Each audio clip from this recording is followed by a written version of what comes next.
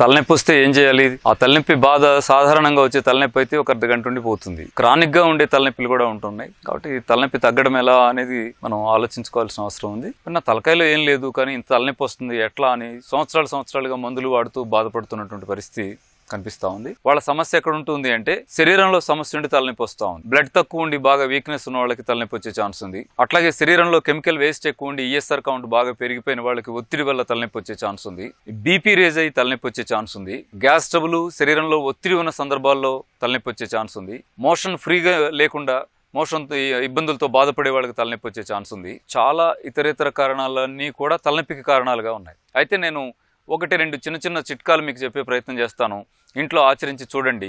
ఫలితం ఏదన్నా వస్తే రిలాక్సేషన్ కోసం వీటిని ఉపయోగించుకునే ప్రయత్నం చేయండి. బాగా తలనొప్పిగా ఉన్న సందర్భంలో మీరు బకెట్లో చల్లటి నీళ్లు పోసి 2 కాళ్ళు ఆ బకెట్లో పెట్టేసి ప్రశాంతంగా కళ్ళు మూసుకొని ఒక పావు గంట కూర్చొని ఆ తర్వాత కాళ్ళని తీసి తుడిచేసుకొని రిలాక్స్ అవ్వండి. మీకు 50% తలనొప్పి తగ్గిందే అని సంతోషపడటానికి వీలైన పొజిషన్ వస్తుంది.